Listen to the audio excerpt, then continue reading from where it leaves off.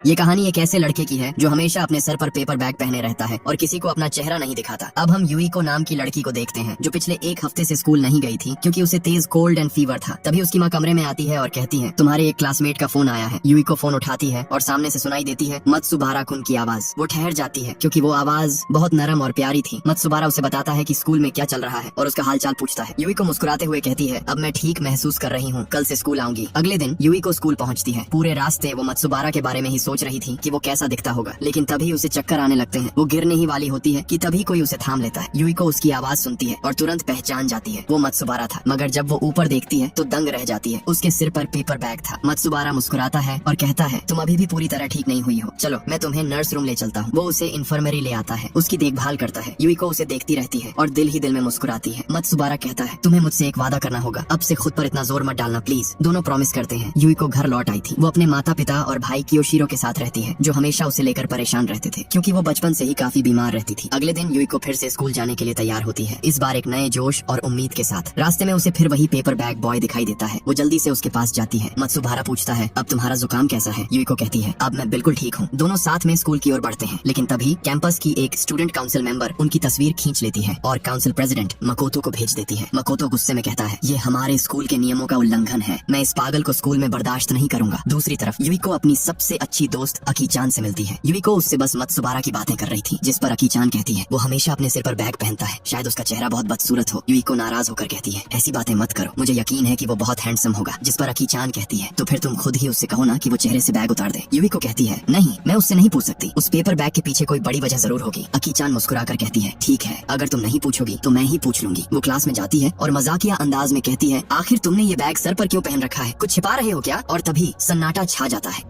मत्सुबारा का दोस्त युइची उसे ये सब पूछने से मना करता है। युइको भी इससे काफी परेशान हो गई थी। तभी उसे छींक आती है और पूरी क्लास का ध्यान उसकी तरफ चला जाता है। वो काफी नर्वस हो जाती है, पर फिर हिम्मत दिखाकर खुद को इंट्रोड्यूस करती है। हाय सब लोग, मैं हूँ युइको, आप सबसे मिलकर बहुत अच्छा लग रहा है। मैं आप सभी से दोस्ती करना चाहती हूँ और खाने में मुझे उडोन पसंद है। पहले तो वो सभी को काफी अजीब लगती है, पर मत्सुबारा जब उसका क्लास में वेलकम करता है और कहता है, मुझे भी तुम सभी से दोस्ती करनी है, मैं चाहता हूँ कि आप सब मुझे वैसे ही स्वीकार करें जैसा मैं हूँ, कम से कम इस साल के लिए, क्योंकि उसका भी इस स्कूल में नया नया एडमिशन हुआ था। साथ ही वो बताता है कि मेरी फेवरेट डिश भी उडोन है। अकीचान समझ जाती है कि वो दोनों एक दूसरे को पसंद करते हैं। यूइको भी मुस्कुरा देती है। सब दोस्ती की शुरुआत करते हैं। फिजिकल एजुकेशन क्लास में मत्सुबारा सबको चौंका देता है। वो बेहद फुर्तीला है। उसकी परफॉर्मेंस देखकर हर कोई हैरान रह जाता है। यूइको जब ये देखती है तो उसे काफी अच्छा लगता है। तभी वहाँ आता है स्टूडेंट काउंसिल प्रेसिडेंट मकोटो। वो गुस्से में चिल्लाता है, तो ये है वो लड़का जो नियम तोड़ रहा है। हमारे स्कूल में कोई अपने चेहरे को छुपा नहीं सकता। बैग उतारो, हमें नहीं पता तुम कौन हो, क्या पता तुम कोई साइको हो जो बाकी स्टूडेंट्स पर बुरा असर डाले। उसी वक्त क्लास डेलीगेट मिदोरिकावा आगे आती है और कहती है, बस कीजिए प्रेसिडेंट, वो किसी को नुकसान नहीं पहुंचा रहा, वो हमारी क्लास का हिस्सा है और सबसे अच्छा है। मिदोरिकावा असल में स्कूल के डायरेक्टर की बेटी है, मगर मकोटो को इस बात की परवाह नहीं। वो कहता है, नियम तो नियम होते हैं और मैं नियमों के हिसाब से ही चलता हूँ। मिदोरिकावा भी गुस्से भरी नजरों से उसे देखने लग जाती है। दोनों स्टूडेंट काउंसिल मेंबर्स मकोटो से कहते हैं, प्रेसिडेंट शांत हो जाइए, अभी हमें मीटिंग के लिए चलना है, किसी और दिन आप इन्हें डिसिप्लिनरी गाइडेंस देना। मकोटो भी मान जाता है, लेकिन वो जाने से पहले मत्सुबारा को आखिरी चेतावनी देता है, अगर अगली बार तुम मुझे इस अजीब बैग के साथ दिखे तो मैं तुम्हें माफ नहीं करूंगा। अब स्कूल खत्म होने के बाद मत्सुबारा घर लौटता है। वो अपनी माँ और छोटे भाई के साथ रहता है, मगर अजीब बात ये है, वो घर पर भी उस बैग को सिर से नहीं उतारता। रात को जब वो अपने कमरे में अकेला होता है, वो मकोटो की बातें याद करता है, धीरे से बैग उतारता है, मगर यहाँ भी हमें उसका चेहरा नहीं दिखाया जाता। अगले दिन क्लास में यूइको फिर से मत्सुबारा को देखती है, इस बार पहले से भी ज्यादा मोहित होकर, क्योंकि मत्सुबारा सभी की मदद करता था और हर काम में बेहतरीन था। वो सोचती है, क्या कोई इंसान इतना परफेक्ट भी हो सकता है? यूइको चुपके चुपके उसकी ड्राइंग्स बनाने लगती है और लंच के दौरान भी उसे प्यार से निहारती जा रही थी। पर ये सब मिदोरिकावा को अच्छा नहीं लगता, क्योंकि वो भी मत्सुबारा को चाहती है।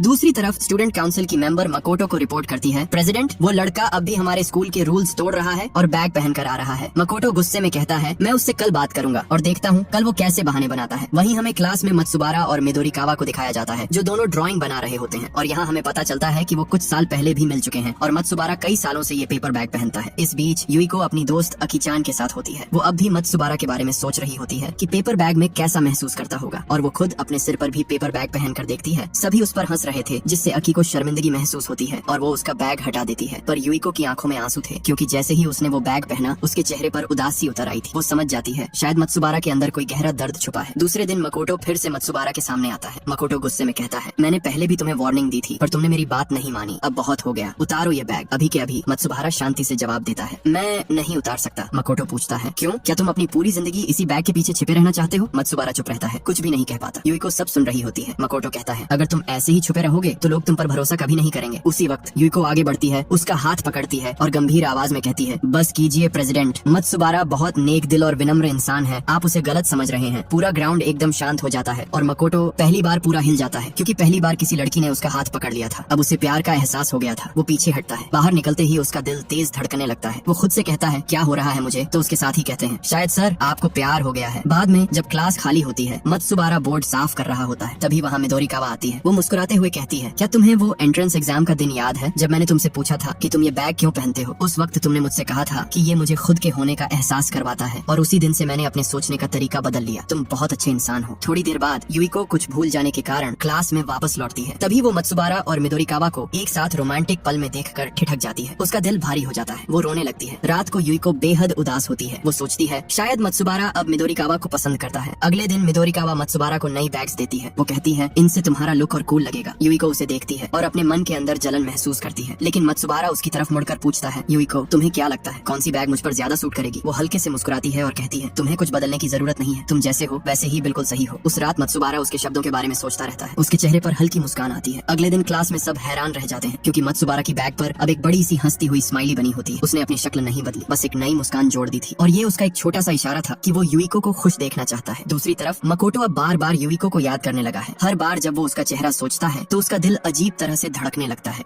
वहीं यूइको देखती है कि मत्सुबारा और मिदोरिकावा के बीच नजदीकियां बढ़ रही हैं। उसका दिल फिर भारी हो जाता है, मगर उसे नहीं पता कि मत्सुबारा ने वो नई स्माइल सिर्फ उसके लिए बनाई थी और उसके और मिदोरिकावा के बीच कुछ नहीं है। मत्सुबारा का दोस्त युइची उसे सलाह देता है, अगर सच में तुम यूइको को पसंद करते हो तो जाओ और उसे बता दो, पर उसमें इतनी हिम्मत नहीं होती, इसीलिए युइची उसे साथ में लंच करने का आइडिया देता है। अगले दिन मत्सुबारा युइको को लंच के लिए इन्वाइट करता है। दोनों साथ बैठते हैं, खाना शेयर करते हैं। युइको उसे देखती है और सोचती है, भले ही मैं उसका चेहरा नहीं देख सकती, पर शायद मैंने उसका दिल देख लिया है। इसी दौरान मिदोरिकावा लाइब्रेरी में मत्सुबारा को बुलाती है, उसे कुछ कहना था। दूसरी तरफ मकोटो भी यूइको से मिलता है और माफी मांगता है, सॉरी उस दिन मैं ज्यादा रूड था, मेरा इरादा तुम्हें डराने का नहीं था। लाइब्रेरी में मिदोरिकावा मत्सुबारा से पूछती है, क्यों हमेशा ये बैग पहनते हो? मत्सुबारा चुप रहता है, फिर कहता है, वो वक्त आएगा जब मैं खुद सबको सच बताऊंगा। इधर यूइको कुछ अफवाहें सुनती है कि मिदोरिकावा ने मत्सुबारा को प्रपोज किया है और अब दोनों रिलेशनशिप में है। वो थोड़ा टूट जाती है, लेकिन फिर भी अपने दिल से एक छोटा सा तोहफा लेकर उसके पास जाती है। वो उसे देने की कोशिश करती है, पर बार बार मौका हाथ से निकल जाता है। आखिरकार जब मत्सुबारा अकेला होता है, वो उसके पास जाती है और कहती है, ये तुम्हारे लिए है, मैंने खुद अपने हाथों से बनाया है। मत्सुबारा मुस्कुरा देता है, थैंक यू, ये बहुत खास है। धीरे धीरे दोनों के बीच की दूरी मिटने लगती है। मत्सुबारा लगभग उसे छूने ही वाला होता है, पर तभी यूइको को जोर की छींक आती है और सारा माहौल हल्का फुल्का बन जाता है। बाद में मत्सुबारा अपने दोस्त युइची से कहता है, काश मैं उसे छू पाता, उसे महसूस करा पाता कि वो मेरे लिए कितनी खास है। युइची मुस्कुराकर कहता है, भाई बस अब अगला कदम ले, समर वेकेशंस आने वाली हैं, उसे बारबेक्यू पार्टी पर इनवाइट कर दे। इसी बीच मिदोरिकावा क्लास में सबके सामने कहती है, मैं और मत्सुबारा सिर्फ दोस्त हैं, और हाँ युइको, अब रास्ता तुम्हारे लिए खुला है, क्योंकि अब वो स्कूल छोड़कर जाने वाली थी। दूसरी तरफ मकोटो भी मत्सुबारा से बात करता है, मुझे युइको पसंद है और मैं उसके लिए लड़ूंगा। मत्सुबारा बस मुस्कुरा देता है। कुछ दिनों बाद मत्सुबारा युइको को देखता है और कहता है, क्या तुम मेरे साथ बारबेक्यू पार्टी में चलोगी? युइको की आंखें चमक उठती हैं और वो हामी भर देती है, और अब दिन ऐसे ही निकलने लगते हैं। हंसी मजाक, मस्ती और प्यारे पल चलते रहते हैं। मत्सुबारा युइको को एक छोटा सा गिफ्ट भी देता है। वो उसे देखकर मुस्कुरा देती है। उस मुस्कान में अब कोई शक नहीं था, सिर्फ मोहब्बत थी। जल्द ही समर वेकेशंस खत्म होती है। नए सेमेस्टर के पहले दिन युइको बीमार पड़ जाती है और क्लास नहीं आ पाती। मत्सुबारा को जब ये बात पता चलती है, वो उसे देखने उसके घर चला जाता है। वहाँ उसकी माँ से मुलाकात होती है। वो साथ में बैठकर बातें करते हैं। माँ कहती है, मेरी बेटी बचपन से ही बीमार रहती है, लेकिन जब से वो तुमसे मिली है, वो पहले से ज्यादा मुस्कुराने लगी है और उसकी फिजिकल कंडीशन काफी सुधर चुकी है। पहले वो एक हफ्ते तक अपने बिस्तर पर पड़ी रहती थी। मुझे उम्मीद है तुम उसका साथ कभी नहीं छोड़ोगे। युइको जब अपनी माँ को कमरे में नहीं देखती तो वो नीचे आती है, पर जब वो मत्सुबारा को देखती है तो घबरा जाती है, क्योंकि उसने पिजामा पहना हुआ था और वो जानती थी कि इनमें वो बिल्कुल भी अच्छी नहीं लग रही होगी। पर मत्सुबारा कहता है, तुम जो भी पहनती हो सब में बहुत प्यारी लगती हो।